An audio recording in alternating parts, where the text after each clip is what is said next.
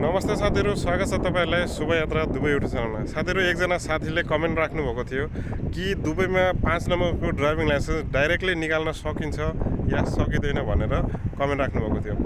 साथीहरु, 5 नम्बरको ड्राइभिङ लाइसेन्सको मतलब बसको या फिर थोड़ा त्यो भन्दा सानो गाडी भन्दा अलि हेभी खालको ड्राइभिङ लाइसेन्स उहाँले चाहिँ लिन खोज्दै हुनुहुन्छ। सो नेपालमा के प्रक्रिया छ र दुबईमा कस्तो प्रक्रिया छ साथीहरु? सानो गाडी पहिला लिनु नै पर्छ या त्यसपछि मात्रै ठुलो हेभीको लागि दिन्छ उनीहरुले या के छ प्रक्रियाहरु पूरा डिटेलका साथमा तपाईले आजको भिडियोमा बताउन गइरहेको छु। भिडियोलाई अन्तिमसम्म हेरेर सम्पूर्ण जानकारी लिनु होला र यदि तपाई च्यानलमा नयाँ हुनुहुन्छ भने सब्स्क्राइब पनि गरिदिनु होला। साथीहरु, 3 नम्बर लाइसेन्स भनेको जुन फेमस 3 नम्बर लाइसेन्स भनेको सानो गाडी तपाईले यहाँ हेर्न सक्नुहुन्छ। साना गाडीहरु छन् हैन, यिनी कारहरु छन्, भ्यान पनि चलाउन सकिन्छ, पिकअप पनि चलाउन सकिन्छ। तर यदि तपाई 3 नम्बर भन्दा 4 नम्बर 5 नम्बरतिर जानु भनेपछि बसहरु चलाउन पाइयो तपाईले। अब 6 नम्बर 7 नम्बर त्यो भन्दा अलि माथि हेभीहरु चलाउन सकिन्छ साथीहरु। त्यो लिनको लागि तपाईले पहिला 3 नम्बरको लिनै पर्छ। त्यो लिनु भन्दा पहिले तपाईसँग 3 नम्बरको ड्राइभिङ लाइसेन्स हुनै पर्छ या छ या छैन, के छ त यहाँको दुबईको कानुनले के भन्छ साथीहरु। सो गाइस, यदि हामी नेपालतिर गयो भने हेभी ड्राइभिङ लाइसेन्स निकाल्नका लागि सानो गाडीको पहिला हुनै पर्छ।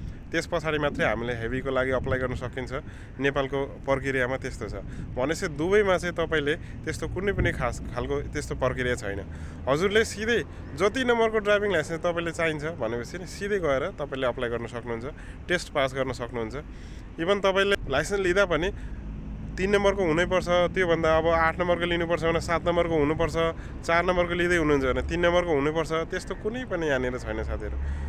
तपाईसँग एउटा एमिरेट्स आइडी कार्ड, एउटा प्रुफ छ, तपाईसँग डकुमेन्ट छ, त्यो लिएर सिधै तपाई ड्राइभिङ स्कुलमा जानु भनेपछि हजुरले खोजेको र रोजेको जति नम्बरको ड्राइभिङ लाइसेन्स पनि तपाईले प्राप्त गर्न सक्नुहुन्छ र सुरुवात गर्न सक्नुहुन्छ साथीहरु। गाइस, सानातिना कुराहरुमा कन्फ्युजन नहुनु होला र कुनै पनि कन्फ्युजन छ भने चाहिँ मलाई कमेन्ट राख्नु होला साथीहरु। कमेन्ट बक्समा भएको कमेन्टको म जरुर रिप्लाई गर्नेछु। गाइस, भेटौँला नेक्स्ट भिडियोमा नयाँ अपडेटको साथमा। जब तकले मलाई बिदा दिनुहोस्। नमस्ते।